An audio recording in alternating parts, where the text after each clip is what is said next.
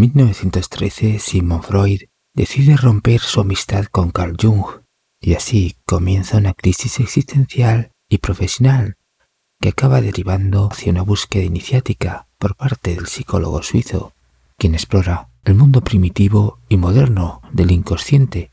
Esa es la razón por la cual investiga a los gnósticos antiguos, cuyo esoterismo estaba en contra del demiurgo y de los arcontes, con el propósito de conocer el mundo decadente y enfermizo de su época.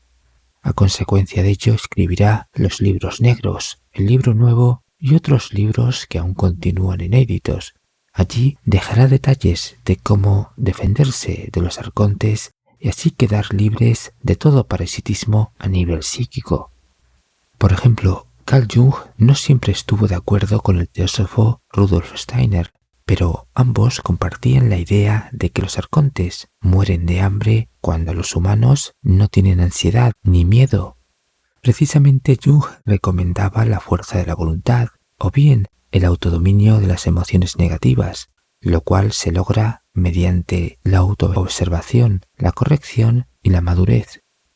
Carl Jung confrontó su inconsciente en aquellos aspectos personales y arquetípicos con el propósito de aumentar la consciencia, estableciendo así el proceso de individuación, por el cual la persona despierta se inicia desde las profundidades oscuras de la psique, para acabar iluminando esa oscuridad a través del poder curativo y regenerador. Y ese poder es el espíritu creativo interno o la creatividad positiva que favorece la autorrealización.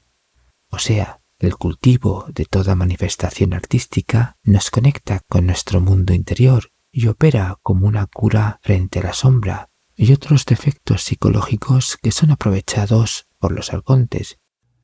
Carl Jung sugería que las personas debían limpiarse de todo apego, emoción, parásito, basura subconsciente o control mental, proceso de purificación del cuerpo unido a la humanización y realización del alma, pues para eliminar a los parásitos mentales se requiere de Dios para fortalecer el espíritu, lo cual está en correspondencia con Efesios 6:11-18, cuando se nos dice: fortaleceos en el Señor y en la fuerza de su poder, vestíos con la armadura de Dios, vestíos con la verdad, la justicia, la fe, la paz y la oración.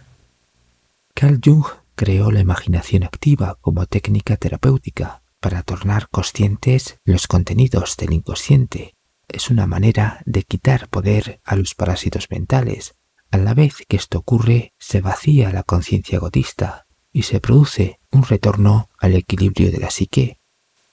Carl Jung advertía que una señal de la infección psíquica era el carácter inmoral y deshumanizado de las personas parasitadas, de ahí que el psicólogo suizo diseñase la técnica de la imaginación moral para habilitar y fortalecer la capacidad de discernir el bien del mal, cultivando el dharma, el deber religioso de las buenas obras.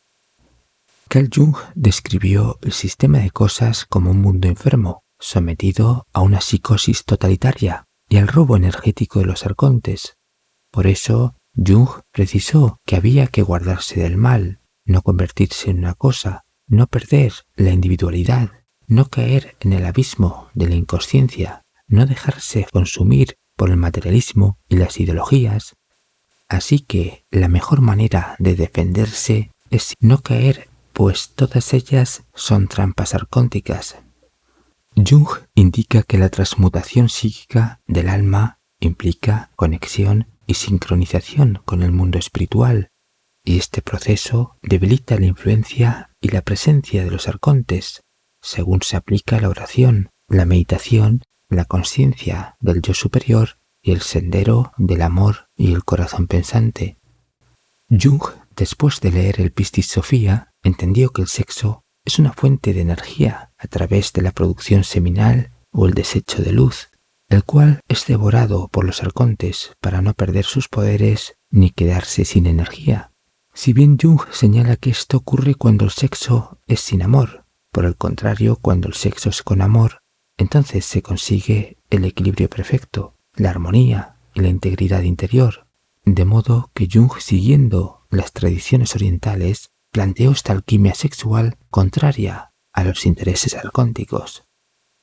Carl Jung creó una terapia para acabar con el alcoholismo y otras adicciones, así que los borrachos y adictos eran conducidos hacia las condiciones idóneas para vivir una experiencia espiritual o religiosa. Debían pues experimentar una auténtica conversión, solo así podían recuperarse, a la vez que podían escapar de la infección arcóntica, dado que los parásitos buscan bajar la vibración de las personas y encerrarlas en un plano astral, donde los humanos pueden ser fácilmente influenciados y controlados, y esto lo logran a través de las drogas y otros productos con los que se elimina el libre albedrío de las personas, y en consecuencia los arcontes pueden drenar la energía directamente del plexo solar, y si los humanos intentan escapar sin las herramientas y condiciones necesarias, entonces la infección arcóntica se reproducirá más rápido y a modo de paranoias y ataques airados contra aquellos que les quieran ayudar.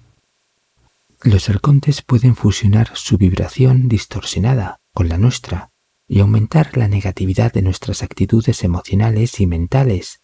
De este modo, los parásitos mentales someten los procesos de pensamiento a una programación de control mental y por medio de la cual crean la realidad y por ende una matrix arcóntica.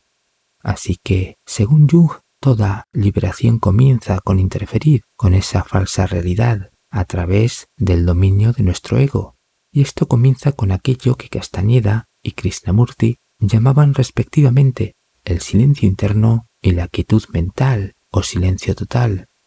Y Jung también descubrió este mecanismo en contra de los arcontes. Por eso Jung dijo que por encima de todo buscásemos el silencio interior. Se debe creer en el silencio, porque la palabra de Dios no se puede escuchar en el ruidoso mundo moderno de los arcontes, ni el yo superior puede surgir entre todas las voces que nos controlan. Seguiremos profundizando en este tema. Buenos días, buenas tardes y buenas noches.